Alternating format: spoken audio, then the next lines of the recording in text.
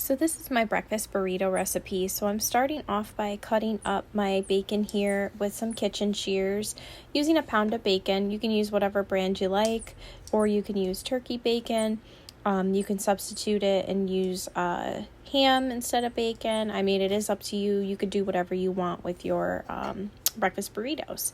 Now I'm going to take a roll of Jimmy Dean breakfast sausage here. I'm going to go ahead and get that into my pan. So I'm pretty much just starting with my meats here. I'm going to go ahead and just cook up my sausage and my bacon for my breakfast burritos, and then what I'm going to do is get those cooked up and then placed into a bowl while I gather all my other ingredients.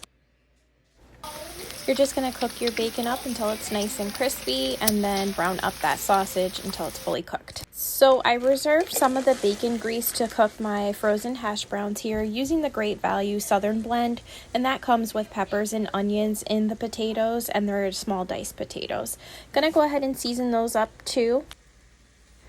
Gonna go ahead and season with some kosher salt here.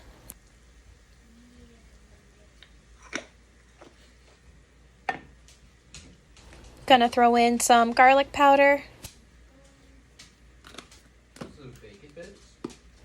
Gonna throw in some black pepper. And then some onion powder.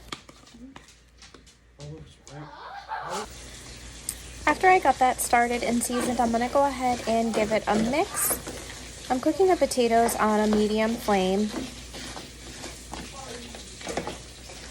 You're just going to cook the potatoes until they get soft, but a little trick here, what I'm going to do is I'm going to push them down a little bit with my spoon, get them evenly spread out on the pan, and then I'm going to cover it and let them cook on medium, just keeping an eye on them here and there. So now I'm going to go ahead and crack my eggs into a bowl. I am making a big batch of breakfast burritos here, so I am using the full package of bacon, the full package of sausage, using the whole bag of hash browns, and now I'm going to use a whole dozen of eggs because I am making a bulk amount of breakfast burritos to freeze. So I'm using the whole dozen here. Going to go ahead and season my eggs with some salt and pepper.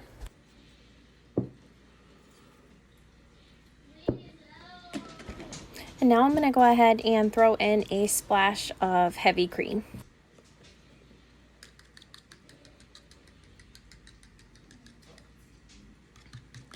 Now that I have my eggs all whisked up, I'm going to put them off to the side and I'm going to heat a pan with some butter to get them scrambled.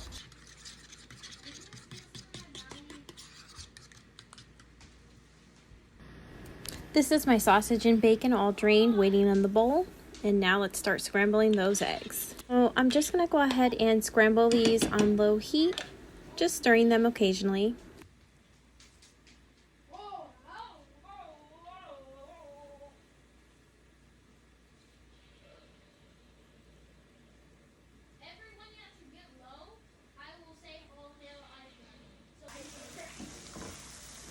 Gonna go ahead and give those potatoes a toss.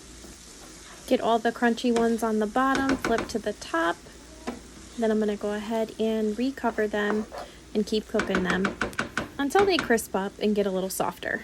So there I am, just mushing them down and then recovering them.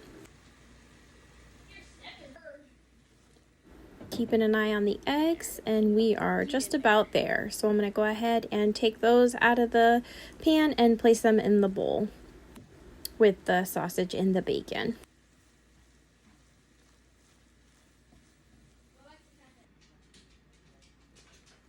So now I'm just adding those scrambled eggs to the bowl, and then I'm going to check on the potatoes. So this is really just a lot of prep work, but once you get it all done, it's just rock and roll time. So here I am checking the potatoes and see that nice crust on the bottom. That's definitely what you want for the potatoes. I love a crispy like hash brown on the outside and a nice soft texture on the inside of the potato. It makes for great home fries. So now that they're ready, I'm going to go ahead and add those to the bowl with the sausage, bacon, and the eggs.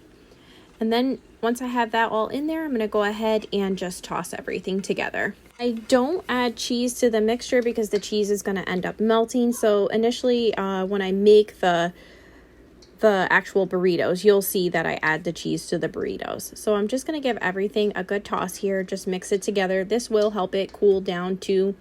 And I'm going to let it cool too, just for a little bit before I actually start assembling the burritos. I don't want the burritos to tear or anything like that, so do let it cool down a little bit. Now, if you wanted to make it right away and eat it, that's fine. You can go ahead and make yourself one and eat it right away.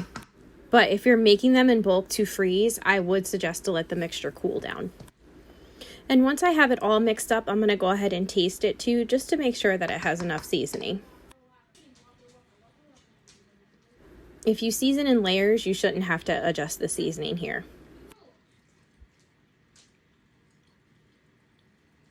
You don't even have to put this in a burrito. You can literally do like a burrito bowl with it or a breakfast bowl. But here I am. I'm taking about, I'd say, a half a cup to each wrap. Now, I'm not using actual burrito size wraps. I'm using the soft taco ones. And now I'm going to go ahead and add in a handful of cheddar cheese here. You can use whatever cheese blend you like. I've done multiple different blends in the past, but this is what I had on hand that day, so I'm just using some cheddar cheese there. Once you have the cheese in there, you can go ahead and wrap them up. So tuck in the ends and roll. So I'm just going to go ahead and continue to make these and keep them on a sheet tray until I'm ready to put them in Ziploc bags.